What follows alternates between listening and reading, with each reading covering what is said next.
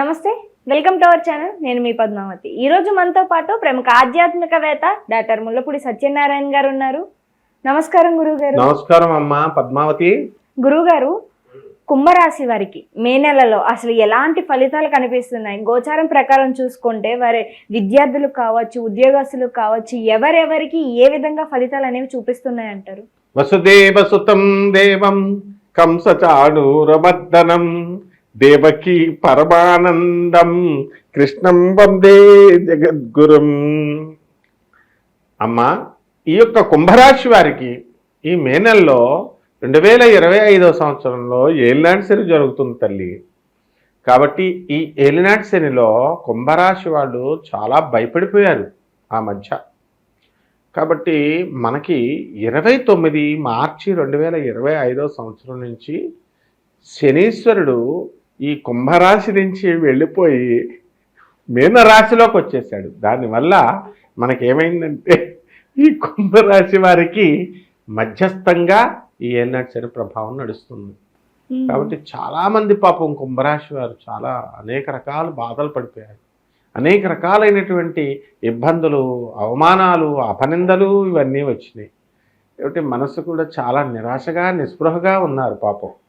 అటువంటి వారందరికీ కూడా ఈ శనీశ్వరుడు కాస్త ఒక విరామం ఇచ్చాడు మనకి. ఇకపోతే చాలా రాహువు ధనస్థానంలో ఉండడం వల్ల, వాక్స్థానంలో ఉండడం వల్ల చాలా కష్టమైనటువంటి పదజాలం, అలేఖ్య చిట్టి పికిల్స్ లాగా ఆ అమ్మాయిలాగా కొంచెం కఠినంగా మాట్లాడడం, దురుసుగా మాట్లాడడం, వ్యాపారాలు దాని ప్రభావం పడడం ఇలాంటివన్నీ జరిగినాయి.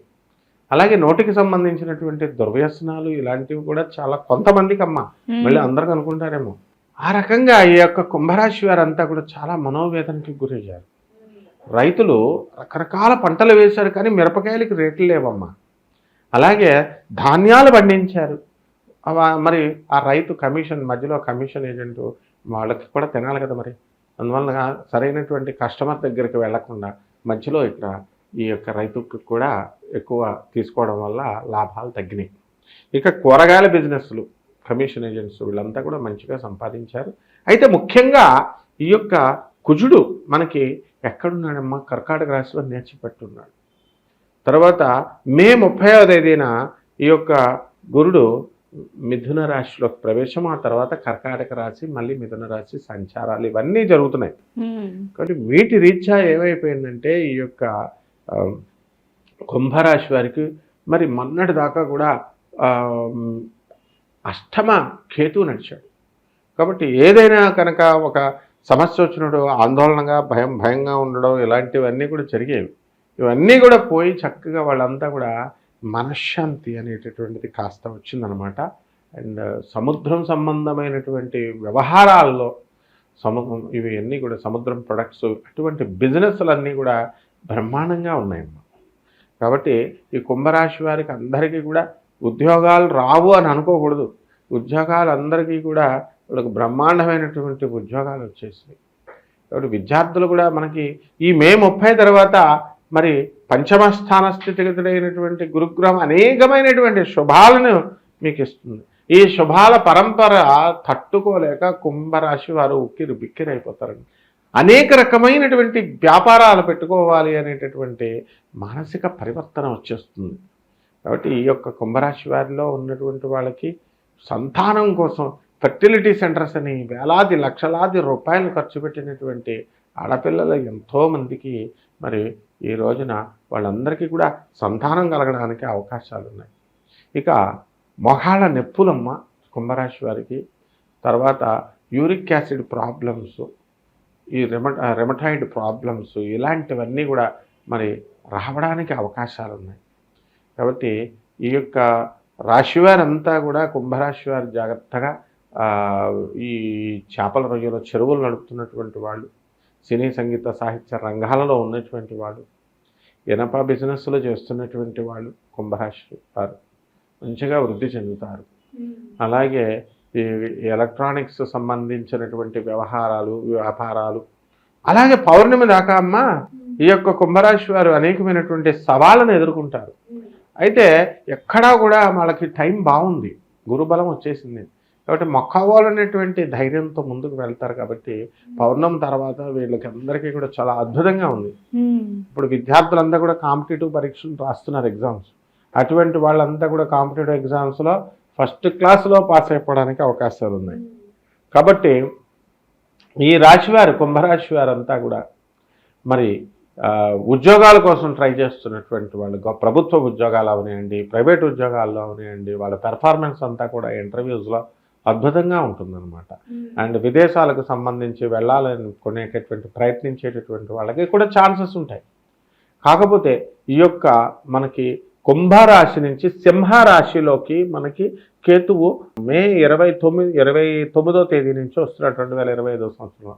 దాని ద్వారా వాళ్ళ భార్యాభర్తల మధ్య, వాళ్ళ భార్య యొక్క ఆరోగ్యం గురించి ఇతను ఆలోచించడం అనేటటువంటిది భర్త చేస్తాడు. అలాగా జీవిత భాగస్వాములు, వ్యాపార భాగస్వాములు వీళ్ళంతా కూడా కాస్త అనుకోకుండా మీకు వాళ్ళతో చాలా సఖ్యతగా కలిగి వీళ్ళు వ్యవహరించుకుంటూ ఉండాలి. అయితే గురువుగారు, కానీ కుంభరాశిలో ఉన్న వారికి ఈ రియల్ ఎస్టేట్ కావచ్చు, లేకుంటే స్టాక్ మార్కెట్లో కావచ్చు, ఇన్వెస్ట్ చేసే వారికి ఈ నెలలో ఏమైనా కలిసి వచ్చే అవకాశం ఏమైనా ఉంటుందంటారా వీరికి? మనకి కుజుడు బాగుండలేదు కదమ్మా, కుజుడు దెబ్బతినేశాడు. ఏ రకంగా మరి బాగుంటుందని చెప్పు. అందువలన వాళ్ళ పేరు మీద ఉన్నటువంటి సైడ్స్ ఏమైతే ఉన్నాయో ఆ సైడ్స్ అన్నీ కూడా మరి పెద్ద రేట్లు పెరగవు. అందువలన కుంభరాశి వాళ్ళు, అవతల వాళ్ళు ఏమైనా సరే స్థలాలు మనకు అమ్ముడవుతున్నాయి అనుకోండి, అటువంటి వాళ్ళు కొనుక్కోవచ్చు.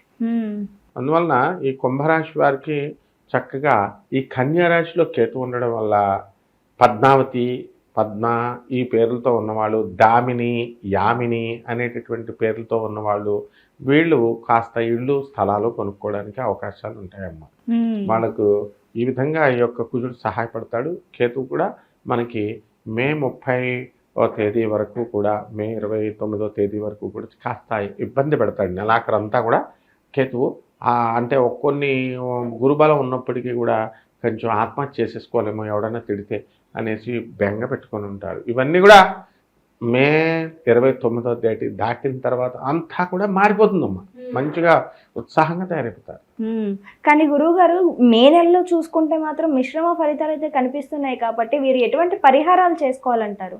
వీరు ఒకటేనమ్మా, ఏలినాటి శని జరుగుతుంది, నవగ్రహాల చుట్టూ తిరిగేసేయాలమ్మా. తిరిగేసి 108 ప్రదక్షిణాలు డైలీ చేసేయాలి. ఆ తర్వాత లేదా రావి చెట్టు ఒకటి చూసుకోవాలా. రావి చెట్టుకి రోజు 4-5 బకెట్లు నీళ్లు పోయాలి. పోసేసి చక్కగా 108 ప్రదక్షిణాలు రావి చెట్టు శనివారం నాడు తిరగాలి. రోజు కుదరలేదు అనుకోండి, శనివారం అన్నా తిరగాలి.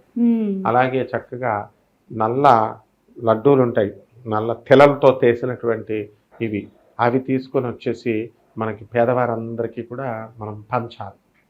ఈ విధంగా అంటే నువ్వుల లడ్డు అంటాం కదా, నువ్వుల ఉండలు అవి పంచాలి.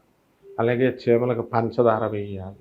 ఈ విధంగా కనుక చేసినట్లయితే ఈ నెలలో చాలా బాగుంటుందమ్మా ఈ కుంభరాశి వారికి. కుంభరాశి వారికి ఏ విధంగా ఉండబోతుంది అనేది, దాంతో పాటుగా ఎటువంటి పరిహారాలు చేసుకోవాలనేది కూడా చాలా సింపుల్గా వివరించారు. ధన్యవాదాలు. ధన్యవాదాలమ్మా.